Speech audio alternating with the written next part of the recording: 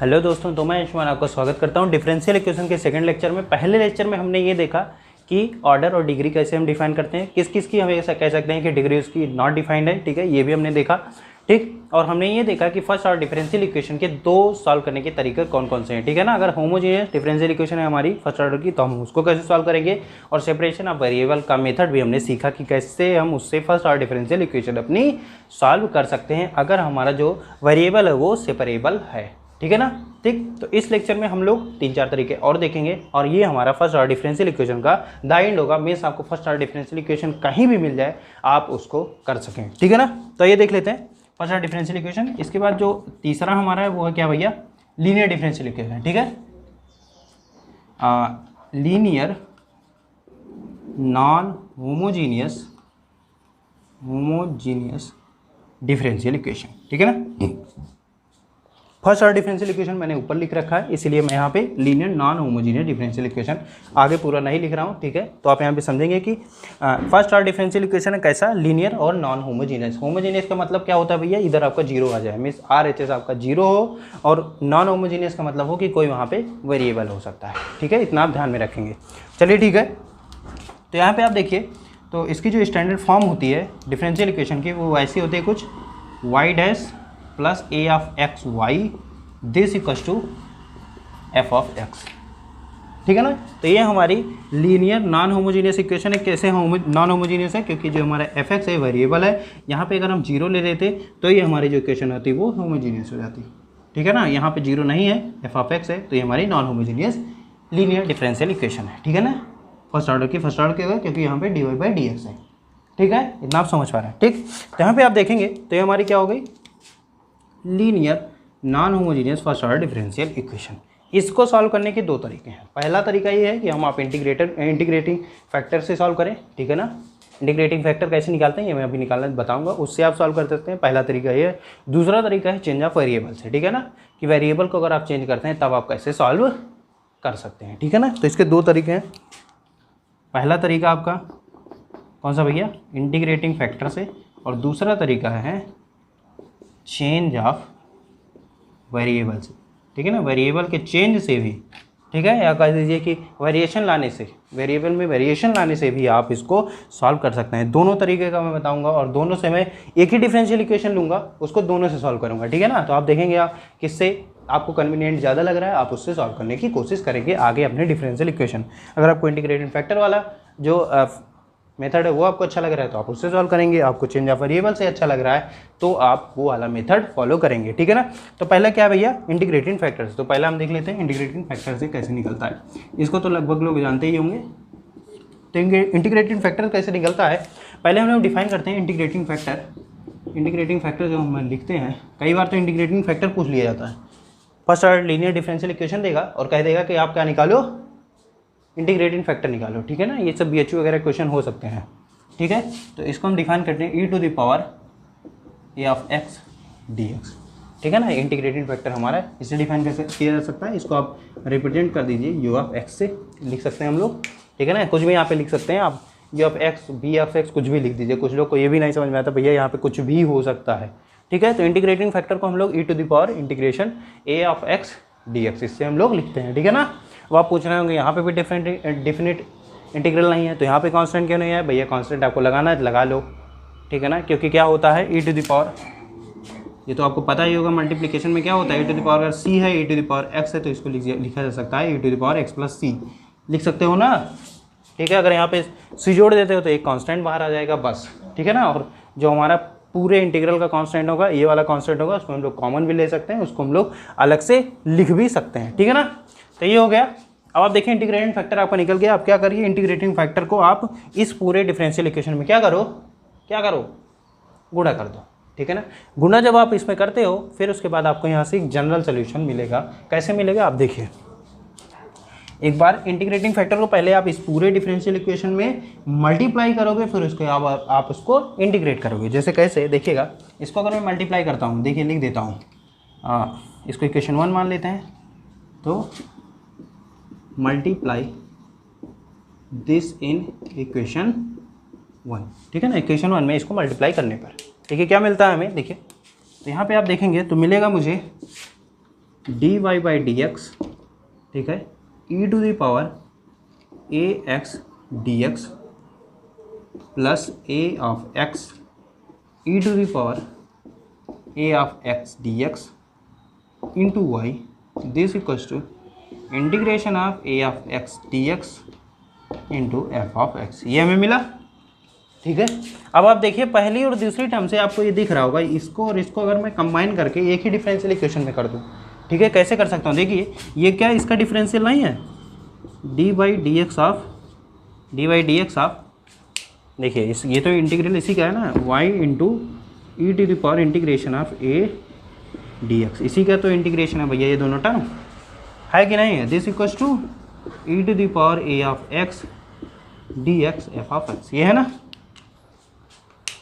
ना, इसी का तो इसका अगर मैं डिफरेंशियल करूँगा तो यही तो मुझे मिलेगा। कैसे देखिए, आपने इसको छोड़ा, इसका डिफरेंशियल किया तो आपको ये मिल जाएगा, क्योंकि e to the power a x ये सीधा बच जाता है, और फिर आप ऊपर आएंगे तो इसका जब डिफ्रेंशिएशन करेंगे तो आपको ए ऑफ एक्स बाहर मिल जाएगा, देख रहे हैं, ये मिल जाएगा। अब आप क्या करिए, इसको छोड़िए, इसका डिफरेंशियल करिए तो ये मिल जाएगा, ठीक है। तो इसको मैं टोटल डिफरेंशियल की फॉर्म में लिख सकता हूँ, ठीक है ना। इसको क्या किया हमने, कंप्रेस कर दिया, समझ में आया। अब क्या करेंगे, हम दोनों तरफ क्या कर देते हैं, इंटीग्रेट कर देते हैं, ठीक है। दोनों तरफ इंटीग्रेट करो तो मुझे क्या मिल गया यहाँ से, आप देखेंगे y of x e to the power a of x d x, this equals to, यहाँ पे इंटीग्रेट करोगे तो integration of f of x into u of x और डी एक्स, ठीक है ना। लिख सकते हो नहीं लिख सकते हो, बिल्कुल लिख सकते हो, ठीक है। ये हो गया, और यहाँ पे प्लस ही कर देता हूँ क्योंकि यहाँ पे इंटीग्रेशन कांस्टेंट आएगा।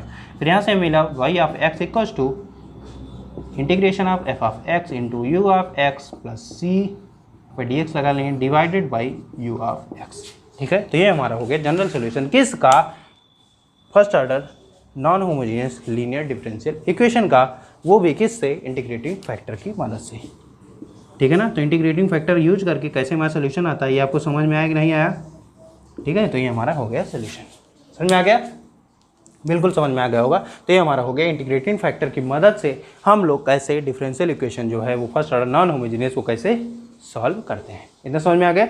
चलिए ठीक है, अब देखिए इसके बाद जो हमारा सेकंड है वो change of variable. Change of variable से कैसे निकालते हैं, आइए देख लेते हैं। चेंज ऑफ वेरिएबल दूसरा जो काइंड है जिससे हम लोग दूसरे तरीके से जो सॉल्व कर सकते हैं वो है चेंज ऑफ वेरिएबल से। तो चेंज ऑफ वेरिएबल से कैसे निकल सकता है, आइए देखेंगे।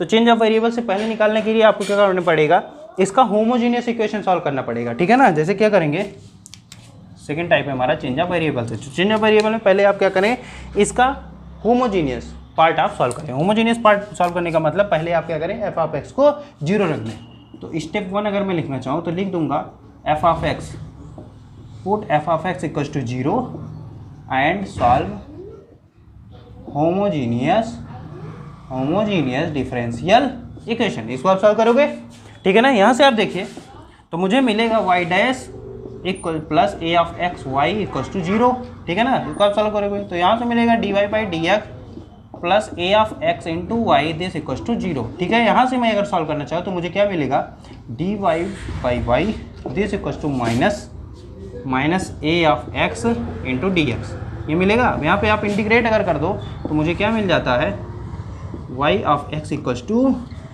ई टू द पावर माइनस, यहाँ देखोगे minus integration a of x into d x plus C1, ये मिलेगा कि नहीं मिलेगा, मिल जाएगा भैया। ऐसा कोई डिफरेंशियल इक्वेशन मिलेगा, ठीक है।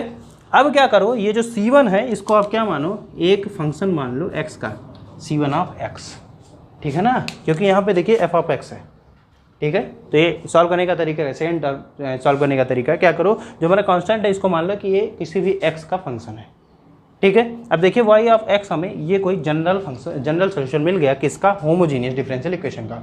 अब देखिए इसको जो हमने जनरल सोल्यूशन लिखा है, ये जो जनरल सोल्यूशन है वो इस वाली इक्वेशन को सेटिस्फाई करेगा। इसको मैंने यहाँ पे C1x इसीलिए लिखा क्योंकि आप जो डिफरेंशिएट करोगे यहाँ पे जब C1 होता तो ये सिर्फ होमोजीनियस डिफरेंशियल इक्वेशन को सॉल्व सेटिस्फाई करता, लेकिन यहाँ पे C1x कर दिया। अब ये क्या करेगा, इस डिफरेंशियल इक्वेशन को, पूरी डिफरेंशियल इक्वेशन को सेटिस्फाई करेगा, ठीक है ना। तो ये जो जनरल इक्वेशन है y ऑफ x को हम लोग पहली इक्वेशन में y ऑफ x को पुट इट इन 1 में हम लोग इसको पुट करेंगे, ठीक है ना। y ऑफ x को आप 1 में पुट करेंगे और यहाँ से आप देखिए C1x आप निकाल सकते हैं, ठीक है। आप यहाँ से C1x निकालेंगे और फिर क्या करेंगे, आप यहाँ पे सीधे ले आके पुट कर देंगे और मुझे y ऑफ x जो जनरल सोल्यूशन है हमारा linear non homogeneous differential equation का वो हमें मिल जाएगा, ठीक है ना। अभी कैसे करते हैं इसका एग्जांपल देख के हम लोग और क्लियर हो जाएंगे कि हम लोग फर्स्ट वाला मेथड कैसे यूज करते हैं और सेकेंड मेथड हम लोग कैसे यूज कर सकते हैं, ठीक है ना।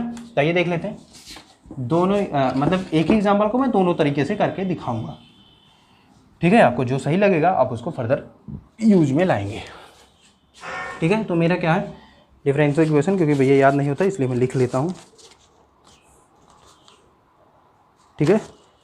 तो हमारा जो डिफरेंशियल इक्वेशन है वो क्या है, डिफरेंशियल इक्वेशन मैं लिख दे रहा हूँ, ये हमारी पैरेंट डिफरेंशियल इक्वेशन है, दोनों से मैं सॉल्व करके दिखाऊंगा।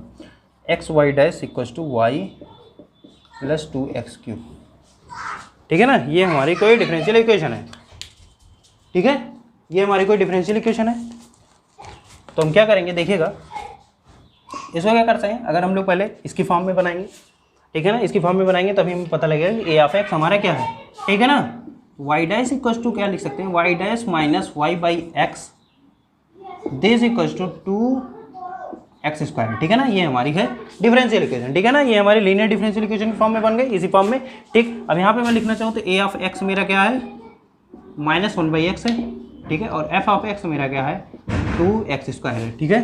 अब अगर मैं डायरेक्ट इंटीग्रेटिंग फैक्टर अगर आप निकालना चाहें आई एफ ना लिखिए, यू ऑफ एक्स लिखिए, तो क्या लिखते हैं e⁻a मतलब -1/x into d x this equal to क्या हो e⁻−ln x, ठीक है ना। e⁻−ln x को माइनस यहाँ पे ले जाएंगे तो क्या हो जाएगा ln mod ऑफ x का इनवर्स, ठीक है ना। ये हो जाएगा। अब यहाँ पे e⁻ln है तो e⁻ जब ln रहता है तो भैया हमारा जो x है वो क्या हो जाता है x इनवर्स इधर आ जाता है, तो इसको लिख सकते हो 1/x, ठीक है। ये हमारा हो गया u ऑफ x, ठीक। u ऑफ x निकल गया। अब यहाँ पे देखिए y ऑफ x जो हम निकालेंगे this equals to y of x equals to यहाँ पे लिख सकते हो f of x integration f of x मतलब 2x² into 1/x into d x divided by 1/x plus c, ठीक है। इससे ये कैंसिल हो जाएगा और यहाँ से मुझे मिल जाएगा कि x² डिवाइडेड बाई 1/x, यहाँ पे लिख सकते हो x³ प्लस c,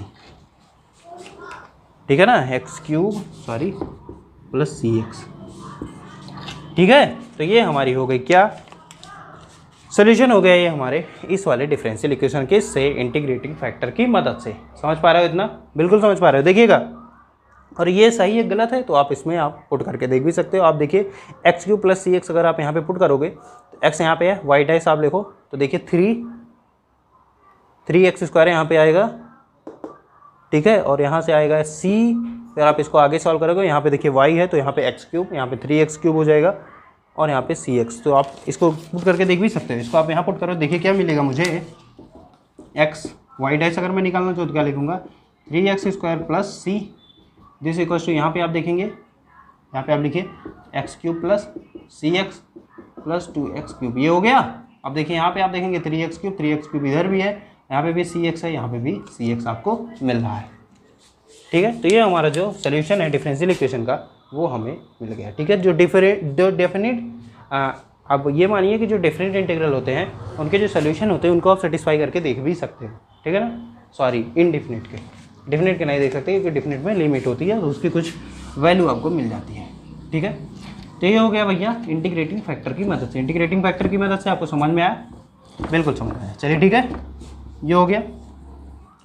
अब हम देखते हैं कि अगर मुझे इंटीग्रेटिंग फैक्टर की मदद से मिल गया, अब हम लोग variation of change of variable की मदद से कैसे हम लोग अपना first order linear differential equation solve कर सकते हैं। तो ये देख लेते हैं, ठीक है। इसका थोड़ा कचड़ा हो गया भैया, ठीक, लेकिन इसका काम आएगा क्योंकि अभी आपको एग्जैक्ट डिफरेंशियल इक्वेशन सॉल्व करना बताऊंगा, फिर उसके बाद बर्नौली भी बताऊंगा, तो दोनों की एग्जाम्पल इसी में लिखे क्योंकि मुझे याद वाला है नहीं, ठीक है। तो यहाँ से आप देखिए, इसको मैं अगर चेंज ऑफ वेरिएबल से करना चाहूँ तो क्या करते हैं हम लोग, पहले यही लिखते हैं y dash minus y/x this equals to 2x³, ये है, ठीक है। अब क्या करते हैं, इसको हम लोग पहले 0 रख देते हैं, मतलब होमोजीनियस पार्ट अपना सॉल्व कर देते हैं। यहाँ से होमोजीनियस जब आप पार्ट सॉल्व करोगे तो आपको क्या मिलेगा, y dash minus y/x equals to 0। तो यहाँ से मैं लिख सकता हूँ dy/dx इक्वल्स टू y/x, ये लिख सकता हूँ। अब इसको यहाँ ले जाइए, इसको यहाँ, तो यहाँ पे मिल जाएगा मुझे dy/y this equals to dx/x।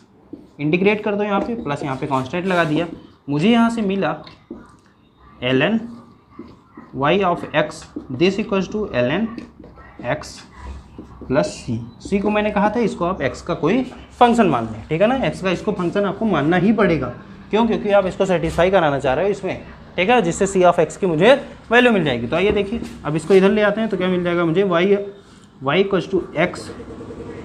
और हाँ, एक चीज़ और बता दूँ, अगर आप इसको क्या करें, इंटीग्रेट करें, अगर इसको आप इंटीग्रेट करें और ये भी ये लॉग में आ रहा हो, तो हम जो अपना कांस्टेंट लिखते हैं इसको भी हम अपना लॉग में लिख सकते हैं, ठीक है ना। तो इसको हम लिख सकते हैं ln c ऑफ x, ठीक है ना। इसको भी आप लॉग में लिख सकते हो, क्यों? क्योंकि यार वो कांस्टेंट है, कुछ भी हो सकता है, ठीक है। तो आप लॉग में इसको लिख सकते हैं। यहाँ से आप देखेंगे y of x equals to x into, ये दोनों मल्टीप्लाई हो जाएगा, तो ये हो जाएगा ln c इंटू x, ठीक है। यहाँ पे ln ऑफ y, ln से ln कैंसिल हो जाएगा, तो यहाँ से मिलेगा y equals to c into x. सी को मैं क्या कह रहा हूँ कि आप क्या मानो, c को x का कोई फंक्शन मान लो इंटू x, ठीक है। ये मेरा हो गया जनरल सोल्यूशन।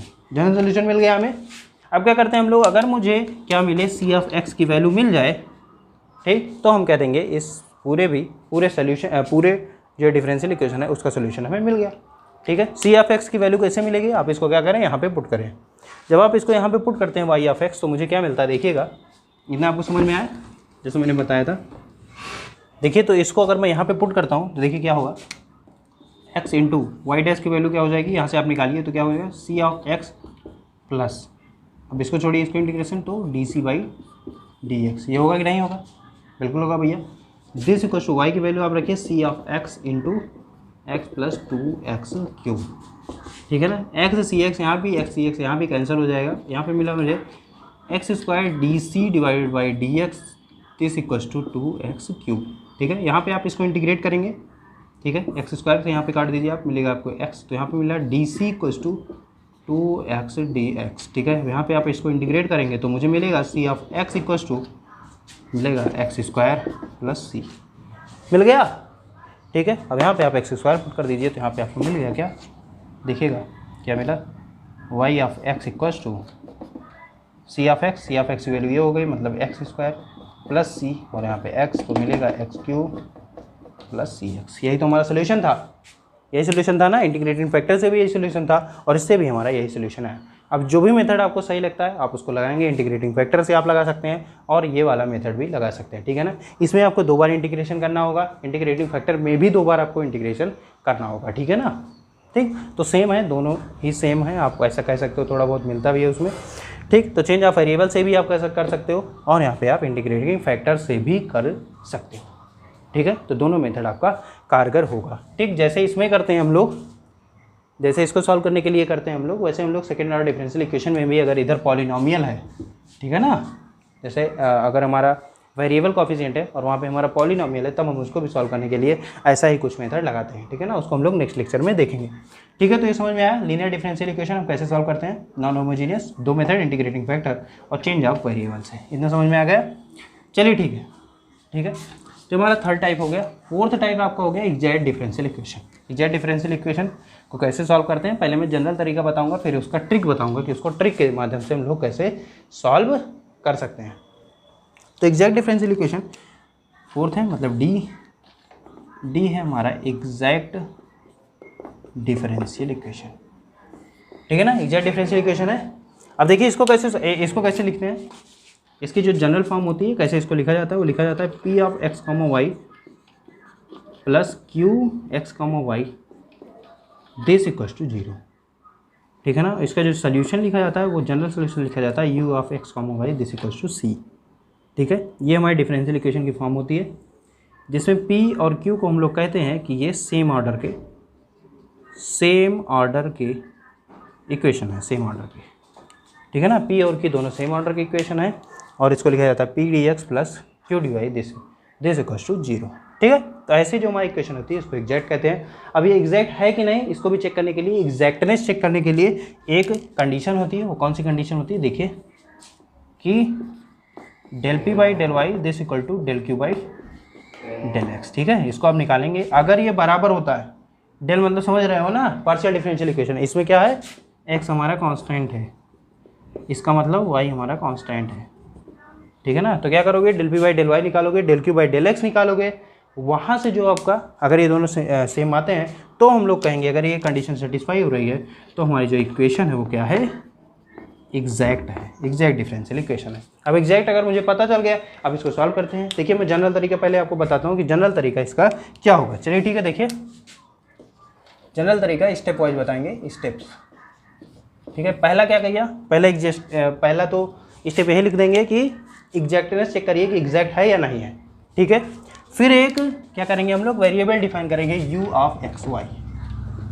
ठीक है, एक वेरिएबल हमने डिफाइन किया u ऑफ एक्स वाई। ठीक, और इसकी कंडीशन लिखी कि del u by del x this equal to हो जाएगा p ऑफ एक्स वाई, और del u by del y equal to हो जाएगा q ऑफ एक्स वाई। ठीक है, ये हमने डिफाइन कर दिया। ठीक, ये सेकंड स्टेप हो गया हमारा। यहाँ पे सेकंड लिख देता हूँ क्योंकि फर्स्ट ही लिखा है। फर्स्ट में आपको क्या करना है, एग्जैक्टनेस चेक कर लेनी है, दूसरे में आपको डिफाइन करके ये आपने डिफरेंशियल इक्वेशन दो लिख देनी है। ठीक, ये आपने लिख दिया। अब क्या करना है, थर्ड हमारा स्टेप है, उसमें इस वाली इक्वेशन को सॉल्व करना है। ठीक है, इसको आप सॉल्व करोगे तो आपको क्या मिलेगा, यहाँ से देखिए u of x comma y. जब आप इसको सॉल्व करोगे, ठीक, तो इंटीग्रेशन करोगे p of x comma y, और किससे के रिस्पेक्ट में, dx के रिस्पेक्ट में, क्योंकि ये हमारा क्या है, पार्शियल डिफरेंशियल इक्वेशन। ठीक है ना, यहाँ पे y कांस्टेंट है। ठीक, इसको जब आप सॉल्व करोगे तो यहाँ से आपको क्या मिलेगा, एक कांस्टेंट मिलेगा। ठीक है, उस कांस्टेंट को आपको मान लेना है कि वो कोई भी फंक्शन है किसका, y का। ठीक है, इसको x के रिस्पेक्ट में ही आपको इंटीग्रेट करना है। इसको इंटीग्रेट किया, आपको यहाँ पे एक कांस्टेंट मिला। ठीक है, क्योंकि इंडेफिनिट इंटीग्रल है, कांस्टेंट मिलेगा, और उस कांस्टेंट को हम लोग ये मान लेंगे कि वो क्या है, y का एक फंक्शन है। मान लिया इसको। ठीक है, अब क्या करेंगे, ये जो u की वैल्यू है उसको हम लोग इसमें पुट करेंगे। इसको इक्वेशन 1 मान लेता हूँ, इसको 2 मान लेता हूँ।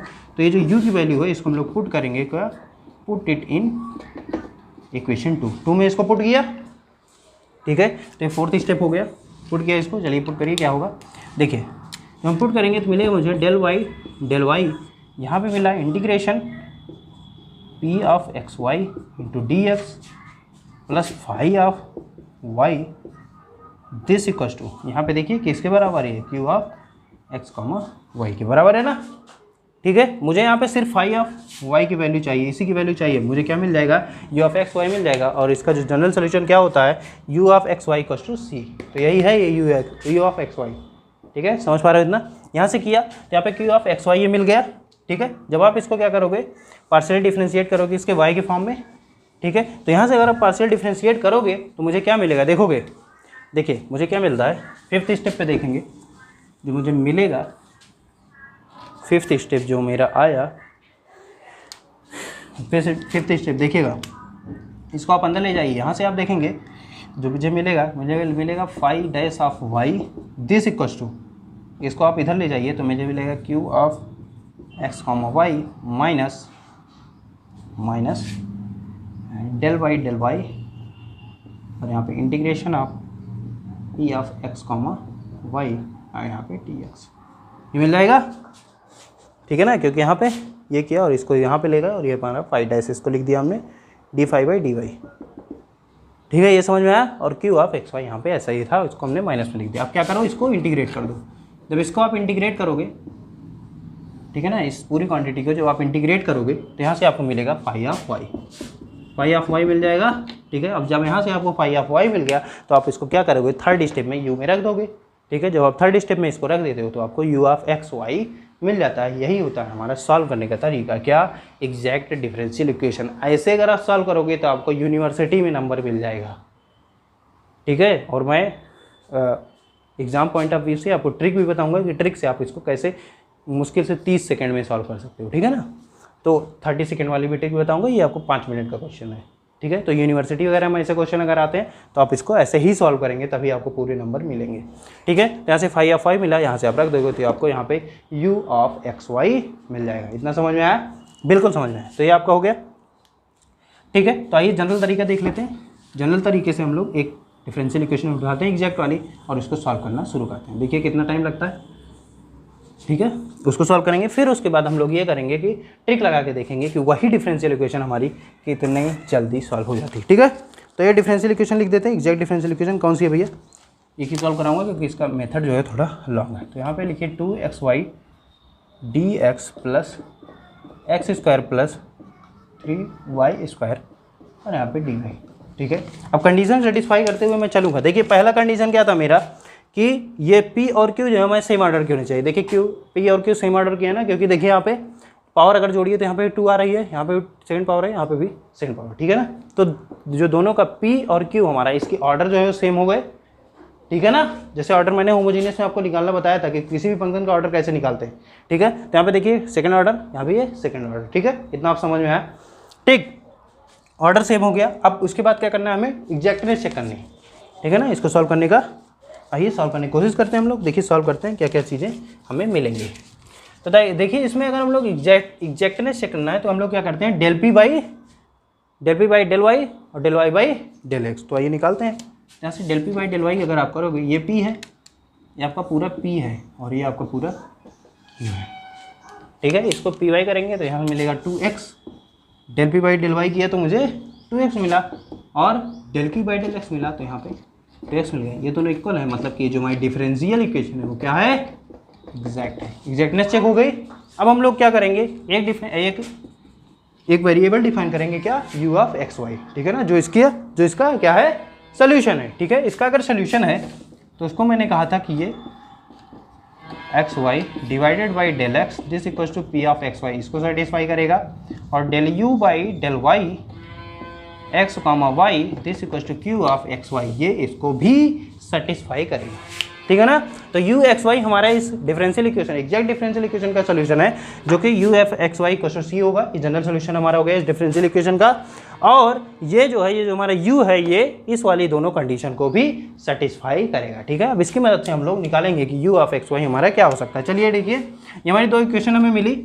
यहाँ से आप देखेंगे, अब देखिए यहाँ पे p ऑफ एक्स वाई मैं लिख सकता हूँ यहाँ पे क्या, 2xy, और यहाँ पे qxy लिख सकता हूँ x square plus 3y square लिख सकता हूँ, ठीक है। अब क्या करते हैं, पहले हम लोग क्या करते हैं, इसको इंटीग्रेट करते हैं, ठीक। तो मुझे क्या मिलता है, u ऑफ एक्स वाई, इसको किसके रिस्पेक्ट में करना है, x के ही रिस्पेक्ट में करना है। y को क्या मान लेना है, कांस्टेंट मान लेना है, क्योंकि ये क्या है, पार्शियल डिफरेंशियल इक्वेशन है, ठीक। और यहाँ से जो कांस्टेंट आएगा उसको हम मानेंगे कि वो y का कोई फंक्शन है। तो आइए देखिए, तो यहाँ से लिखेंगे हम लोग x square y plus c of y, ये हम कोई कांस्टेंट मान लेते हैं, फाई ऑफ वाई, ठीक है ना। ये हमारा कांस्टेंट है इंटीग्रेशन का, और जो कि हम ये मानना है कि हमारा कोई फंक्शन है y का, ठीक है ना। वैसे पार्शियल डिफरेंशियल इक्वेशन जब आप सॉल्व करते हो या इसको जब इंटीग्रेट करते हो तो जो हमारा कांस्टेंट आता है, वो जो कांस्टेंट इंटीग्रेशन में हमने किया होता है उसी का कोई फंक्शन होता है, ठीक है। इसको आप ध्यान देंगे। जनरल भी तरीका है कि कोई भी, जैसे आपने कोई पार्शियल डिफरेंशियल इक्वेशन लिया, इसको आप इंटीग्रेट कर रहे हो, क्या कह रहे हो कि y हमारा कांस्टेंट है,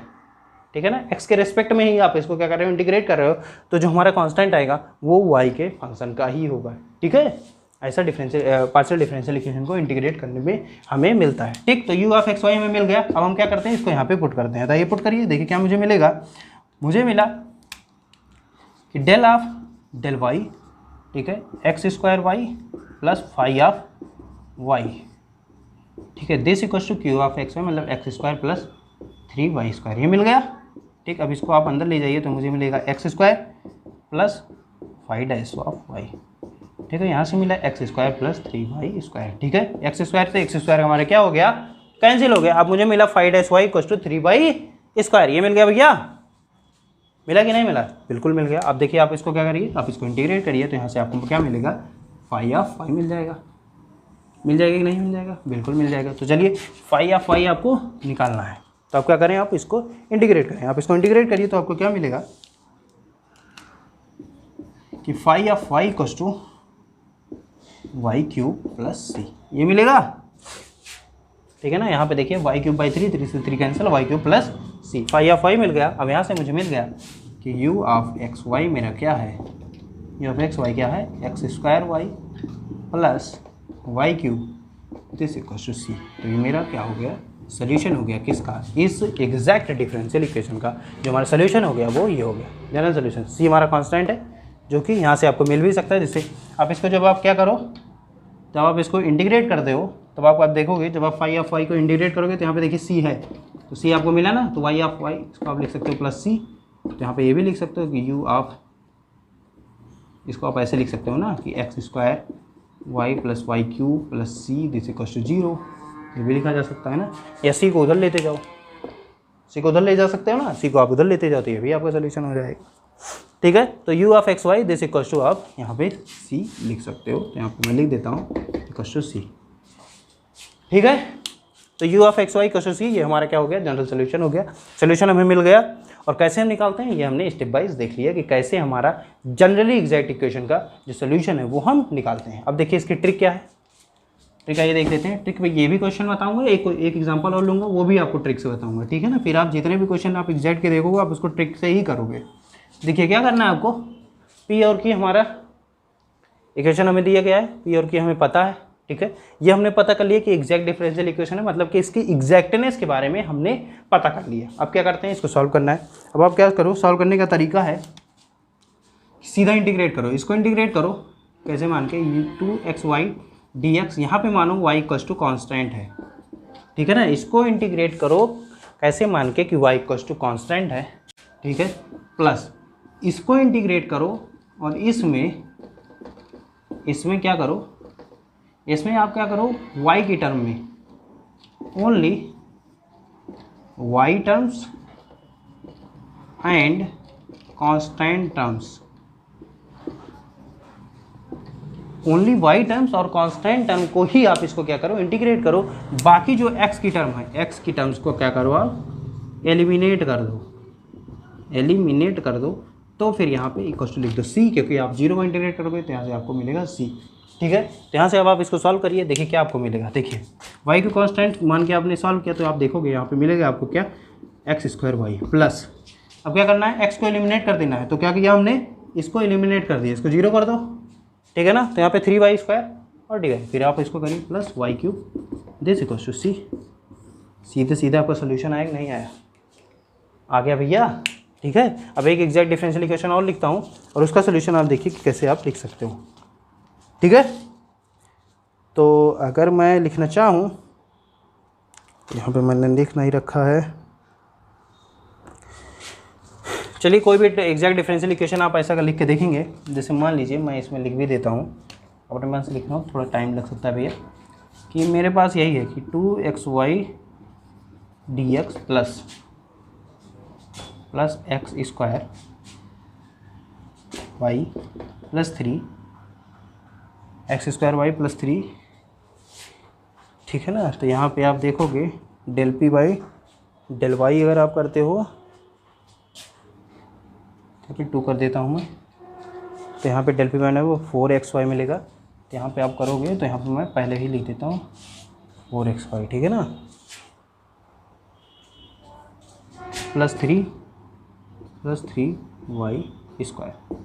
और ये हुआ हमारा dy this equals to c equal to 0, ठीक है। ये हमारी एग्जैक्ट डिफरेंशियल इक्वेशन है। कैसे देखिए सेटिस्फाई कर रही है। del p by del y किया तो यहाँ पे मिला 4xy, del q by del x किया तो यहाँ पे देखिए 2 से यहाँ पे मल्टीप्लिकेशन हो गया 4xy, और ये हमारा x का फैक्टर नहीं है तो यहाँ पे 0 हो जाएगा, ठीक है। अब इसका सोल्यूशन अगर आपको लिखना है तो आप देखिए सीधा इंटीग्रेट, पहला क्या कहा था मैंने, y को क्या मानो कांस्टेंट और फर्स्ट टर्म को इंटीग्रेट करो, y को कांस्टेंट माना, फर्स्ट को इंटीग्रेट करिए, ठीक है। तो यहाँ पे क्या मिल जाएगा मुझे, x² y² मिल जाएगा, ठीक है। प्लस अब देखो क्या करो, जो x की टर्म्स हैं उनको क्या करो आप एलिमिनेट कर दो, सिर्फ कांस्टेंट और y की टर्म को क्या करो आप इंटीग्रेट करो। तो देखिए x की जो टर्म है इसको क्या करेंगे आप एलिमिनेट कर देंगे, बचा क्या आपका ये वाली, ये कांस्टेंट और ये हमारी y की टर्म, सिर्फ y की टर्म, ओनली y टर्म्स, ठीक है ना, जिसमें x की टर्म ना हो, मिक्स टर्म ना हो, ठीक है ना। तो यहाँ से आप देखो मिलेगा मुझे 3y, और इसको आप इंटीग्रेट करोगे तो मुझे मिलेगा plus y³ this equals to c। समझ पाए, बिल्कुल समझ पाए। तो ये हमारा हो गया सोल्यूशन, समझ में आया, ठीक है ना। तो ये क्या हो गया, x² y plus y³ this equals to c, ये हमारा इसका सोल्यूशन आया। कैसे, ट्रिक से। और जब आप इसको सॉल्व करोगे किसमें, y equals to constant, only y term को आप इंटीग्रेट करो और कांस्टेंट टर्म को, x टर्म को, जो x टर्म है या ओनली x टर्म है या मिक्स टर्म है, उनको क्या करो आप एलिमिनेट कर दो। जिसको एलिमिनेट कर दिया और आपने इसको सिर्फ इंटीग्रेट किया, तो आप देखो ये जो सेकंड डिफरेंशियल इक्वेशन है ये भी एग्जैक्ट है, ठीक है। इसको आप जनरल तरीके से सॉल्व करोगे तो आपको देखेंगे कि आपको यही सोल्यूशन आपको मिलेगा, ठीक है। तो एग्जैक्ट डिफरेंशियल इक्वेशन कैसे जनरली सॉल्व होता है वो भी आपने सीख लिया, और कैसे हम लोग क्या करते हैं, ट्रिक से सॉल्व करते हैं, ये भी आपने देख लिया। समझ में आया, बिल्कुल समझ में आएगा, ठीक है। तो ये हो गया, चलिए ठीक है, ये हो गया एग्जैक्ट डिफरेंशियल इक्वेशन। इसके बाद जो हमारा लास्ट टाइप आता है होता है भैया Bernoulli differential equation. First order की जो बर्नौली डिफरेंशियल इक्वेशन है उसको हम लोग कैसे सॉल्व करते हैं। ठीक है, ये 5 ही तरीके जो मैंने डिफरेंशियल इक्वेशन बताए, इसके अलावा मेरे हिसाब से कहीं भी डिफरेंशियल इक्वेशन पूछो जो नहीं आता है। ठीक है, तो ये हमारी बर्नौली डिफरेंशियल इक्वेशन ये लास्ट है। ठीक है, इससे हम लोग फर्स्ट ऑर्डर डिफरेंशियल इक्वेशन को यहीं पे समाप्त करेंगे। ठीक है, इसकी जो जनरल फॉर्म होती है बर्नौली डिफरेंशियल इक्वेशन की वो कुछ ऐसी होती है। देखिए मैं लिख देता हूँ, जो बर्नौली डिफरेंशियल इक्वेशन है, बर्नौली डिफरेंशियल इक्वेशन। ठीक है, इसकी जो फॉर्म होती है, इसकी जो जनरल फॉर्म होती है वो होती है y dash plus a of x into y this equals to b of x into y to the power m। ऐसी कुछ डिफरेंशियल इक्वेशन अगर आपको कहीं भी दिख गई तो क्या होती है, बर्नौली डिफरेंशियल इक्वेशन होती है। ठीक है ना, इसको सॉल्व करने का एकदम सिंपल तरीका होता है। पहली चीज़ तो ये भी बता देता हूँ, यहाँ पे एक कंडीशन है कि m does not equals to 0 और 1। ठीक है ना, अगर इसको मैं अगर ये जो हमारी डिफरेंशियल इक्वेशन है इसमें अगर मैं m इक्वल्स टू 0 रख दूंगा, m इक्वल्स टू 0 रख दूंगा और इसको इधर ले आऊँगा तो देखेंगे आप m इक्वल्स टू आपने 0 रख दिया तो ये जो इक्वेशन है हमारी क्या बन जाएगी, m इक्वल्स टू 0 पे ये लीनियर डिफरेंशियल इक्वेशन बन जाती है। ठीक है ना, जिसको हमने सॉल्व करना सीख रखा है पहले से ही। जब आप 1 रखोगे तो ये सेपरेशन ऑफ वेरिएबल से सॉल्व हो जाएगी। ठीक है ना, क्यों, क्योंकि आप 1 रखिए तो इसको आप इधर ले आएंगे, y कॉमन ले लेंगे तो ये x का फंक्शन बन जाएगा और यहाँ पे y अलग अलग हो जाएगा। ठीक है ना, तो 1 अगर आप m को रखते हैं तो ये सेपरेशन ऑफ वेरिएबल से सॉल्व हो जाएगा, अगर 0 रखते हैं तो ये लीनियर डिफरेंशियल इक्वेशन बन जाएगा। मीन्स 0 और 1 के अलावा यहाँ पे अगर m इक्वल्स टू कुछ भी होगा, ठीक है, तो हमारी जो डिफरेंशियल इक्वेशन है ये क्या कहलाएगी। ठीक है, ये क्या कहलाएगी, हमारी Bernoulli differential equation. m equals to आप अगर पॉजिटिव ले लो बहुत अच्छा, अगर नेगेटिव भी होता है तब भी आप उसको सॉल्व कर सकते हैं। ठीक है, इतना आप समझ गए। चलिए ठीक है, अब यहाँ पे आपको क्या करना पड़ता है, वेरिएबल चेंज करना पड़ता है। ठीक है ना, इसको भी चेंज आप वेरिएबल से सॉल्व करते हैं। इसको हम लोग लिखते हैं कि z equals to y to the power 1 minus m। z equals to y to the power 1 minus m हम लोग इस वेरिएबल को यहाँ पे रिप्लेस करते हैं। ठीक है ना, जब इसको हम लोग यहाँ पे पुट करते हैं z की जगह, ठीक है ना, z इसको यहाँ पे जब हम लोग रिप्लेस करते हैं, ये क्वेश्चन जब हम लोग z में बनाते हैं, जैसे y है ना dy बाई डी एक्स, जब यहाँ पे हम लोग dz बाई dx की फॉर्म में इस डिफरेंशियल इक्वेशन को बनाते हैं तो जो हमारी डिफरेंशियल इक्वेशन है ये लीनियर फॉर्म में बदल जाती है। देखिए कैसे बदलती है, y इक्वल्स टू ये z इक्वल्स टू ये हो गया। अब यहाँ पे अगर मैं z डैश निकालूँ means dz by d x अगर मैं निकालूँ तो क्या आएगा 1 माइनस m। ठीक है, और माइनस n मतलब y minus m dy by d x, ये आएगा, आ जाएगा भैया। यहाँ से मैं ये लिख सकता हूँ कि y डैश इक्वल्स टू, यहाँ से देखिए y डैश मेरा क्या मिल रहा है मुझे कि y dash equals to y to the power m z dash divided by 1 minus m। ठीक है ना, और ये हमारा हो गया y डैश। ठीक, अब इसको क्या करें आप यहाँ पे पुट करें, तो आइए पुट करिए। देखिए अब देखिए y की वैल्यू यहाँ पे पुट कर सकते हो ना, तो देखिए यहाँ पे लिख सकते हैं हम लोग कि y to the power m की वैल्यू यहाँ से क्या आ जाएगी, ये नीचे जाएगा ऊपर गया तो क्या मिल जाएगा मुझे y डिवाइडेड बाई z। ठीक है, और y की वैल्यू मुझे क्या मिल जाएगी, y equals to z to the power 1 by 1 minus m मिल जाएगा। देखिए y की वैल्यू अगर मैं निकालूँ तो इसको इधर ले आएंगे इसकी पावर को और यहाँ से मुझे ये मिल जाएगा। ठीक, इतना आप समझ पा रहे हैं, तो चलिए ठीक है। अब देखिए सब ले आके यहाँ पे पुट करिए, देखिए क्या मुझे मिलेगा, जो रिजल्टेंट इक्वेशन मिलेगा y डैश की वैल्यू लिखिए y to the power m divided by 1 minus m और यहाँ पे मिला मुझे z dash plus a of x, y की वैल्यू मुझे मिल गई है z to the power 1 by 1 minus m। ठीक है, दिस इक्वल्स टू यहाँ पर मुझे मिला b ऑफ x और y to the power m की वैल्यू हो गई y बाई z। यहाँ तक समझ में आया, समझ में आ गया भैया। ठीक है, बिल्कुल समझ में आ गया। अब देखिए हम लोग क्या करते हैं, यहाँ से हम लोग z डैश को सेपरेट करते हैं। देखिए तो अब देखिए यहाँ पे y to the power m भी है। ठीक है, सॉरी, अब आप एक चीज़ और करेंगे, y to the power m यहाँ पे है। ठीक, y to the power m को अगर मैं बदलना चाहूँ किस में y to the power m क्या हो जाएगा, y to the power m अगर मैं लिखना चाहूँ तो इसकी वैल्यू है y बाई जेड, यहाँ पे लिख देता हूँ। देखिए तो इसकी वैल्यू हो गई y by z 1 minus m z dash plus a of x z to the power 1 by 1 minus m this equal to b of x y by z. ये हो जाएगा, हो जाएगा भैया, बिल्कुल हो जाएगा। ठीक है, और यहाँ पे कुछ मिस्टेक हो रही है, इसको मैं देख रहा हूँ, और रखिएगा जेड डैश आपने निकाला 1 minus m minus 1 minus m d y by d x, और d y by d x की वैल्यू मैंने निकाली तो क्या आ गया, ये इधर गया, नीचे चला गया वाई टू पावर जेड। ठीक है, ये बिल्कुल सही है। और यहाँ पे अगर मैं y की वैल्यू निकालना चाहूँ तो क्या होगा, z by y to the power m। ठीक है ना, z by y to the power m। ठीक है, और यहाँ से आप, हाँ देखिए, आपको अगर मैं लिखना चाहूँ तो यहाँ से जो मेरी y की वैल्यू होगी y equals to z by y to the power m, ये भी लिख सकता हूँ, लिख सकता हूँ भैया, y equals to z by y to the power m, z into y और m, ये होगा y equals to z into y to the power m लिख सकता हूँ, ये भी लिख सकता हूँ y equals to z into. तो यहाँ से अगर मैं लिखना चाहूँ तो मैं लिख सकता हूँ, देखिएगा, तो यहाँ से अगर मैं लिखना चाहूँ तो अब देखिए, इसको आप अगर इरेज कर दीजिए,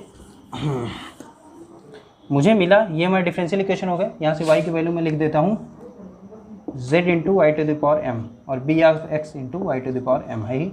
तो y to the power m, y to the power m, y to the power m cancel हो गया, तो यहाँ से मिला z dash equals to, sorry, z dash plus 1 minus m a of x, ठीक है, into z, a of x नहीं कहेंगे आप, यहाँ पे हो जाएगा भैया a ऑफ z, नहीं सॉरी a ऑफ x ही होगा, a of x this equals to b of x into 1 minus m। कर पा रहे हैं, यहाँ पे थोड़ी मिस्टेक होती थी, y equals to z into y to the power m लिख सकते हो ना, वहाँ पे लिखा, और यहाँ पे y to the power m y to the power m cancel कर दिया, मुझे ये देखिए डिफरेंशियल इक्वेशन मिल गया। ये हमारी लीनियर डिफरेंशियल इक्वेशन है, non homogeneous linear differential equation है, और ये हमारी क्या है, non homogeneous linear differential equation, और इसको हमने सॉल्व करना सीख रखा है। ठीक है ना, तो इसको सॉल्व करना आपने सीख रखा है, ठीक। और कैसे लीनियर डिफरेंशियल इक्वेशन हमारी जो नॉन होमोजेनियस है उसको कैसे सॉल्व करेंगे, ये हम यहाँ से सॉल्व कर सकते हैं। समझ में आया? ठीक है, बिल्कुल समझ में आ गया। अब देखिए, इस पे हम लोग एक एग्जांपल कर लेते हैं, और एग्जांपल करके हम लोग को और क्लैरिटी आएगी कि हम लोगों ने कैसे ये डिराइव किया और इसको कैसे सॉल्व करेंगे। ठीक है, तो एग्जांपल मेरा क्या कहता है, एग्जांपल मेरा मतलब कि मैं क्या कहता हूँ एग्जांपल के बारे में। ठीक है, तो कैसे बनाएंगे आपको समझ में आया? ठीक, मेन चीज़ है change of variable. Change of variable आपने अगर कर दिया तो खुद ब खुद अपने आप ही वो लीनियर डिफरेंशियल इक्वेशन की फॉर्म में आ जाएगा। ठीक है, तो जेड आपको सही से सिर्फ लिखना है। तो बर्नौली इक्वेशन का जो हमारा एग्जाम्पल है वो है, एग्जाम्पल है भैया y dash minus y this equals to y square e to the power x. ठीक है, अब देखिए बर्नौली, क्योंकि m इक्वल्स टू देखिए 2 है। ठीक, तो ये बर्नौली इक्वेशन है। ठीक है, तो इसको कैसे सॉल्व करेंगे, देखिए यहाँ पे अगर मैं लिखना चाहूँ तो जेड इक्वल्स टू क्या लिखूँगा, z equals to y to the power 1 minus 2, तो यहाँ पे लिख सकते हैं वाई इनवर्स। ठीक है, अब देखिए जेड इक्वल्स टू क्या हो गया 1 बाई वाई, तो जेड डैश इक्वल्स टू क्या हो जाएगा, जेड डैश का मतलब D Z by d x, तो जेड डैश का मान यहाँ पे रख देंगे ना। ठीक है, रखिए, ये क्या हो जाएगा minus y square d y by d x, ये हो जाएगा। यहाँ तक कोई दिक्कत नहीं होनी चाहिए। चलिए ठीक है, अब देखिए यहाँ से मुझे मिला कि y dash equals to minus z y square. ठीक, और y equals to 1 by z हमें मिला ही है। तो यहाँ से आप लिख सकते हो, देखिए वाई डैश को लिखूँ मैं वाई माइनस जेड,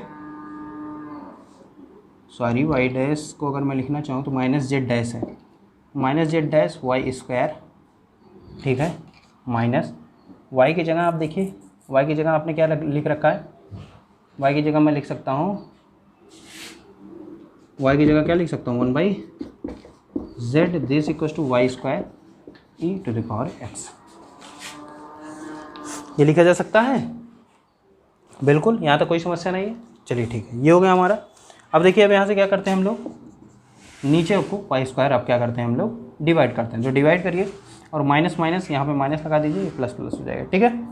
तो वहाँ पे अगर मैं ले जाता हूँ तो मुझे मिलेगा z dash plus 1/z y square this equal to minus e to the power x, ठीक है। अब यहाँ पे देखिए y की वैल्यू मैं क्या लिख सकता हूँ, y की वैल्यू क्या है 1/z है ना, y की वैल्यू आप देखिए 1/z है, तो 1/y स्क्वायर की वैल्यू क्या हो जाएगी z स्क्वायर। तो यहाँ पे आप लिखेंगे तो मैं इसको लिख सकता हूँ z dash plus z this equal to minus e to the power x। अब देखिए क्या है, लीनियर डिफरेंशियल इक्वेशन नहीं बना, अब लीनियर डिफरेंशियल इक्वेशन बन गया नॉन होमोजीनियस, ठीक है। तो आप इंटीग्रेटेड फैक्टर से सॉल्व करिए या separation of change of variable से, ठीक है, दोनों से आंसर आपका सेम आएगा। तो आप यहाँ से देखेंगे तो जेड ऑफ एक्स आपको यहाँ से मिल जाएगा, ठीक है, इसको आप सॉल्व कर सकते हैं।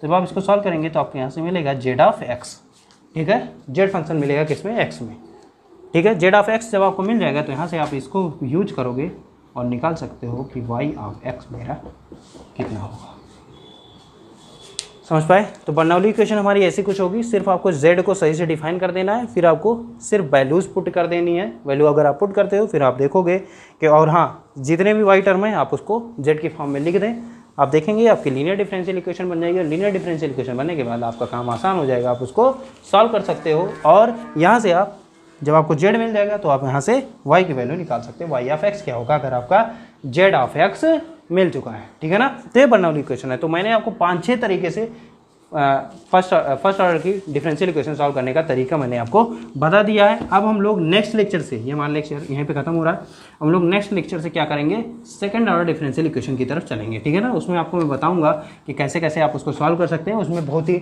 बेसिक चीज़ें बतानी है, क्योंकि आपका जस्ट TIFR चाहे जो एग्ज़ाम आ जाए उसमें आपका उसमें बेसिक ही चीज़ें पूछी जाती हैं, ठीक है ना। और डिफरेंशियल इक्वेशन इतना ज़्यादा इंपॉर्टेंट है कि इसके बिना भैया पेपर नहीं कंप्लीट होना है, ठीक है ना। तो अगर आपने डिफरेंशियल इक्वेशन नहीं पढ़ा है तो ये मान लीजिए कि आपने TIFR में 3 नंबर घर आप छोड़ के जा रहे हैं, जेस्ट में आप 3 से 5 नंबर घर छोड़ के जा रहे हैं, और जैम में आप 3 से 4 नंबर घर छोड़ के जा रहे हैं, ठीक है ना। तो इसीलिए डिफरेंशियल इक्वेशन आपका बहुत ही ज़्यादा इंपॉर्टेंट है। जितना मैं पढ़ा रहा हूँ सिर्फ आप इतना ही पढ़ लेंगे तब भी आपको वो 3-4 नंबर प्रिजर्व हो जाएगा, मिल जाएगा, ये पक्का है मेरा, ठीक है। तो फर्स्ट ऑर्डर डिफरेंशियल इक्वेशन जितने भी तरीके मैंने बताए वो आपको समझ में आए होंगे, एग्जाम्पल भी बताया इसीलिए क्योंकि और ज़्यादा क्लैरिटी आ पाए, ठीक है ना। तो आपका फर्स्ट ऑर्डर डिफरेंशियल इक्वेशन पूरा खत्म हो चुका है। अब हम किस पे चलेंगे, सेकंड ऑर्डर डिफरेंशियल इक्वेशन पे, ठीक है ना। तो सेकंड ऑर्डर डिफरेंशियल इक्वेशन देखेंगे और उसको सॉल्व करने के अलग अलग तरीके देखेंगे। तो सेकंड ऑर्डर डिफरेंशियल इक्वेशन मैं पूरा एक ही लेक्चर में पढ़ाऊंगा, तो उसके लिए आपको क्या करना पड़ेगा, पेशेंस रखना पड़ेगा, वो लेक्चर थोड़ा बड़ा हो सकता है, ठीक है। तो सेकंड ऑर्डर डिफरेंशियल इक्वेशन पढ़ने के लिए हम लोग मिलते हैं अब नेक्स्ट लेक्चर में। तब तक के लिए मैं चलता हूँ, धन्यवाद।